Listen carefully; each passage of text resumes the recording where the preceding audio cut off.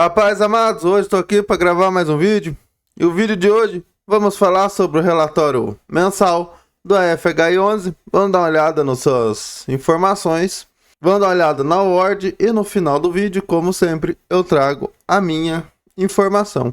Lembrando que nada que aparecer nesse vídeo é recomendação nem de compra, nem de venda de nenhum ativo. Então vamos direto para o vídeo. Relatório AFHI11, referente a fevereiro. Seus principais highlights: taxa de administração e gestão 1%, sem taxa de performance, 6 ofertas com custo zero para os cotistas e compromissos de não fazer emissão abaixo do valor patrimonial. Seu objetivo: rendimentos e ganho de capital através de investimentos, majoritariamente em certificados recebíveis imobiliários, os famosos CRIs. Teve início o fundo em abril de 2021, então daqui a alguns dias ele vai fará mais um ano. Tem cerca de 38 mil cotistas, cota patrimonial R$ 95,25, cota a mercado R$ 96,15. Aqui ele traz a taxa de administração e taxa de performance que nós já vimos lá em cima. Vamos dar uma olhada ali na Word e depois voltamos para o relatório. Hoje, no dia que eu estou gravando esse vídeo, 31/3, ele fechou a R$ 94,91, com PVP de 0,99, então ele está levemente abaixo do seu valor patrimonial. Dividend yield dos últimos 12 meses de 12,74%. A liquidez média, levando em consideração os últimos 2 meses, de 910 mil. Uma variação percentual dos últimos 12 meses de 13,54% positivo. Sua cota nos últimos 12 meses teve o mínimo de R$ 81,95 e o máximo de R$ 97. Então ele está mais perto do seu máximo do que do seu mínimo. Tem cerca de 92% do seu PL em CRI e 7% em caixa. Então ele é um fundo imobiliário de recebíveis puro sangue. Só investe em CRI mesmo. Não tem fundos imobiliários nem nada diferente de CRIs no seu portfólio. Cota patrimonial, segundo a Word, R$ 95,08. PL, cerca de 455 milhões de reais. Então ele é um fundo relativamente pequeno para médio. Seu último rendimento, 97 centavos, foi pago lá no dia 20/3. Antes de voltarmos para o relatório, se você está assistindo esse vídeo até aqui, primeiramente, meu muito obrigado. Se inscreva no canal se você ainda não foi inscrito. Se esse vídeo trazer alguma informação relevante, deixa o like, ativa as notificações e deixa um comentário sobre o ativo ou até mesmo uma recomendação de conteúdo para o canal. Então voltamos para o relatório, que ele traz os contatos para você entrar em contato com a gestora do fundo imobiliário. Tem o site, o e-mail, telefone, planilha de fundamentos referente a fevereiro de 2026. Vídeo do relatório faz análise o gestor no YouTube. Aqui é referente a novembro e dezembro, então acaba sendo um pouco mais atrasado em relação ao relatório mensal. Que ele traz o resultado do mês. Ele teve um resultado gerado de R$ 1,01 por cota, distribuiu 97 centavos. Tem um resultado acumulado total de 41 centavos. Desses uns 41 centavos, 28 centavos é resultado acumulado. Ele pode distribuir a hora que ele achar melhor. E 13 centavos de infração acumulada não distribuível, que é ele teria que vender seus ativos que está com ganho de capital para poder conseguir distribuir essa infração. Como podemos ver, diferentemente de janeiro, em fevereiro ele teve um resultado maior do que o resultado distribuído. Já em janeiro ele teve um resultado gerado menor do que o distribuído. Então assim vai dependendo da variação do IPCA. Tem mês que ele tem um resultado gerado maior do que o distribuído e tem mês que ele tem que usar reserva para manter o resultado. Nós podemos ver, ele saiu da reserva acumulada de 24 centavos para 28, então ele fez uma reserva de 4 centavos esse mês. Já no mês passado ele teve que usar 7 centavos. Então vai ter mês que vai subir, tem mês que vai baixar. O importante é que ele está com 28 centavos se precisar para manter os dividendos linearizados. Aqui ele traz o resultado, nós já vimos lá em cima. Ele destaca que todos os seus fundos estão adimplentes com suas respectivas obrigações, ou seja, não tem nenhum calote.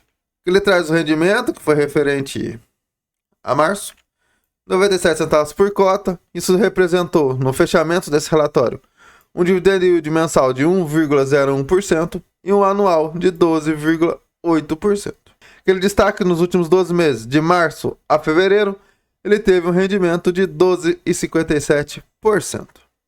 Aqui ele traz essas movimentações, ele fez compras em 3 CRIs, mais um CRI, ele fez a compra 2 vezes. Então ele fez 2 operações no mesmo CRI. O CRI MEC, que ele comprou no mercado secundário, um valor total de 4 milhões, com uma taxa de IPCA mais 12. E aquele destaque, a equipe de gestão realizou esta alocação em caráter tático, então é um investimento que ele compra com uma visão de vender a curto ou médio prazo, com garantia de recompra por uma gestora parceira em até 90 dias. Então, essa compra aqui provavelmente foi para ajudar a gestora parceira destravar o seu lucro acumulado por IPCA. Com isso, ela vai gerar ganho de capital através da marcação a mercado do seu CRI. E depois de ir até 90 dias, ela recompra esse CRI. O outro CRI foi o CRI MRV. Aqui ele fez 2 movimentações.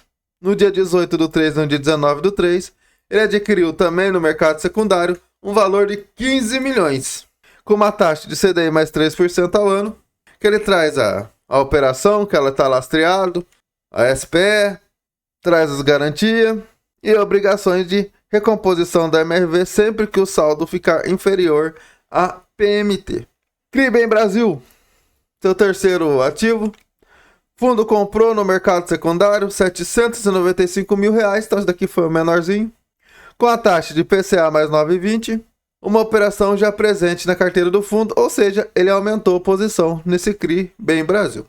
Quando o CRI foi lançado lá no mercado primário, ele foi lançado com uma taxa de IPCA mais 5 e hoje o fundo comprou a uma taxa de IPCA mais 9.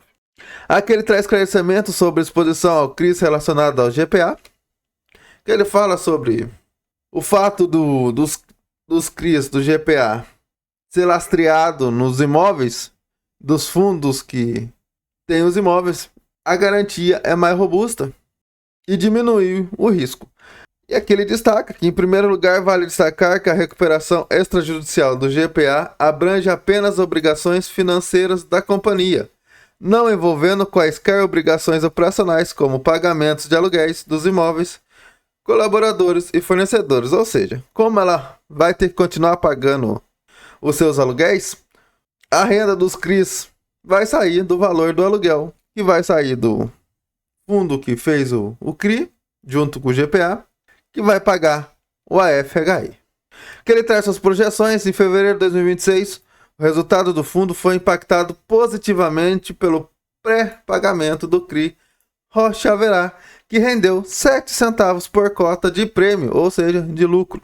E ele destaca que o PCA de fevereiro registrou alta de 0,70%, deverá impactar positivamente o resultado do fundo nos próximos meses. Como é 2 meses defasado, então deva dar um impacto maior lá em abril para maio.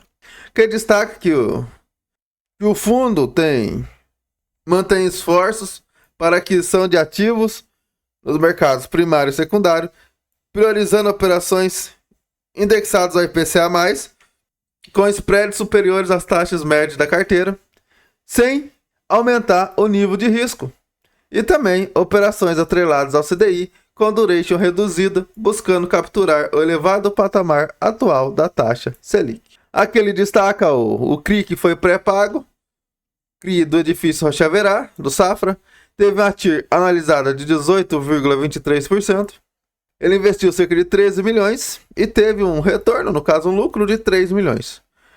Teve um prazo de 17 meses, uma duration de 1,29, então cerca de 1 ano e meio. Ele teve a taxa média de aquisição, então quando ele comprou o CRI, a taxa de CDI mais 2,60. Aqui a DRE, ele teve um total de receita de 5,2 milhões, total de despesas de 407 mil, teve um resultado de 4,8 milhões, cerca de R$1,01 por cota, nós já vimos lá em cima. Ele distribuiu 4,6 milhões, cerca de 97 centavos por cota, e aumentou seu resultado acumulado para 27 centavos por cota. Ele arredondou para 28, já que deu 27,9. Ele traz histórico de cotista, teve um leve aumento de 37.800 para 32.200. E o histórico da cota patrimonial também teve um leve aumento de 95,8 para 95,25. Nós vimos na ordem que está nesse cota patrimonial, está nesse daqui. Então ainda não atualizou, mesmo porque saiu há pouco tempo. Mas daqui a um tempo ele já atualiza lá. Aqui é a composição da carteira. Podemos ver, é uma carteira muito bem diversificada, pulverizada. Nenhum CRI aqui está acima de 5% da carteira. Os dois maiores é o CRI Gale Atacadão com 4,36 e o Quimo Fato com 4,08. Mas aqui temos que ficar esperto com os CRIs. Apesar de não passar de 5% da carteira, tem alguns CRIs diferentes para o mesmo devedor.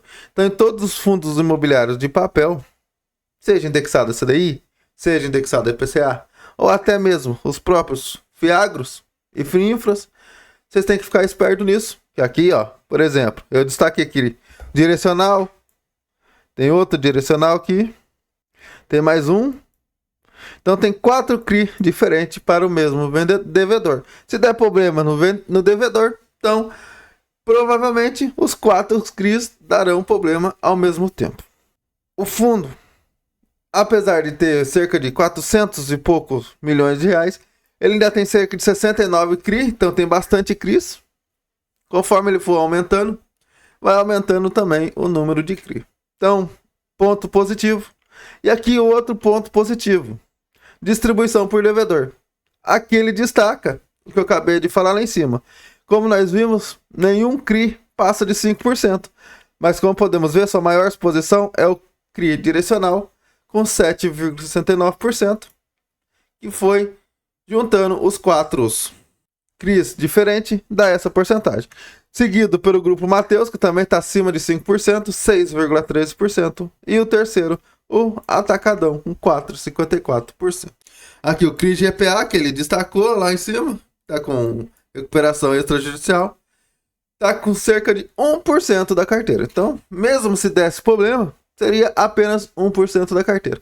Mas acredito eu, acredita a gestão e acredita a maior parte do mercado que não terá problema nos fundos imobiliários esse extrajudicial do GPA. Então, essa exposição por devedor aqui é em poucos ativos que eu vejo isso. Então aqui é um ponto positivo, um motivo de elogio. Aqui ele traz a alocação dos CRIs. Ele tem cerca de 70% dos seus CRIs indexado a IPCA, com a taxa média de IPCA mais 8,62. 1% a pré-fixado, com uma taxa de 16%. E 24% a indexado a CDI, com a taxa de CDI mais 86. Como nós podemos ver aqui, as movimentações do mês, todos os seus ativos foram acima da taxa média da carteira. Então, ponto positivo, a gestora conseguiu manter o seu plano de investimento, que é sempre adquirir novas operações acima da taxa média. Aqui é o CRIMEC, que ele comprou com prazo de 90 dias para vender de novo. Ele é um CRI High Yield. O risco dele é pulverizado, cerca de 4 milhões, com a taxa de IPCA mais 12. Então, IPCA mais 12, então por isso que ele é High Yield mesmo. É uma taxa bem puxada e tem essa garantia de operação e tem a obrigação de recompra da gestora parceira. Aqui, a alocação do fundo por indexador. Cerca de 73% está indexado a IPCA, como acabamos de ver lá em cima. 1,5% pré-fixado e 25% CDI. 95% da alocação está em CRI e 4% em caixa, então não tem fundos imobiliários. Tipo de risco: 49% contratual, 29% pulverizado e 21% corporativo. Sua carteira, 69% dos CRIs são high grade e 30% high yield. O segmento da carteira, 24%. Sua maior exposição é varejo essencial. 21% incorporação e 10% shopping center. Por securitizadora, 38% da Ópia, 25% da Virgo e 12% da Tlui. Por série, 75% dos CRIs são série única. E aqui, o resumo das suas operações. Outro ponto positivo, na minha visão, ele traz seus CRIs do mesmo devedor do lado um do outro. Assim já fica mais fácil do cotista / investidor ver na hora de analisar o ativo, o relatório mensal. Então aqui ele traz o número de série, a taxa média de CDI mais 6, o tipo de risco, a garantia das operações e o tipo de série. Então ele traz isso em todos. Então aqui no direcional são 2 série única e 2 série sênior. Os 4 são high grade, então são CRI mais seguros. E aqui ele vai, traz um por um. Não é só direcional, ó. Tem outros tipos de devedores que ele traz tudo juntos. São os 3 do GPA. Aqui é o novo CRI que ele colocou na carteira. Aqui o FHI 11 na mídia. Bom, esse foi o relatório mensal de fevereiro. Na minha opinião, para mim, lembrando que não é recomendação de investimento, mas para mim, se não for o melhor, é um dos melhores fundos imobiliários de papel indexado a IPCA da Bolsa. Tenho na carteira, não pretendo me desfazer. Ponto positivo, vem pagando acima de 1%, mesmo com a leve queda dos seus dividendos, que ele vinha pagando R$1,01 até o ano passado. E esse ano ele está pagando cerca de 97 centavos. Muito bem diversificado, muito bem pulverizado, não tem taxa de performance. Sua taxa de administração é geralmente, em média, com o mercado, apenas 1%. Ponto de atenção, ele está perto do seu VP. Então, se ele passar o seu valor patrimonial, na minha visão, não cabe mais investimento em fundo de papel. Não só nele, mas nenhum fundo de papel acima do seu VP. Na minha visão, no meu modo de investir. Outro ponto de atenção, os CRIs diferentes para o mesmo devedor. Esse tem um ponto de atenção, mas ele tem um ponto muito positivo, que ele mesmo já traz no seu relatório a exposição total pelo devedor. Esse foi a análise do relatório, mais um vídeo do Dividendos para a Liberdade. Eu sou o Joe, se você é novo aqui no canal. Se gostou desse vídeo e chegou até aqui, meu muito obrigado. Se inscreva no canal, deixa o like, ativa as notificações e deixa um comentário sobre o AFHI, sobre o relatório mensal ou até mesmo uma recomendação de conteúdo. Lembrando que nada que apareceu nesse vídeo é recomendação de investimento. Que o Papai do Céu abençoe a vida de todos e nunca se esqueça, Jesus te ama e eu também. E até a próxima.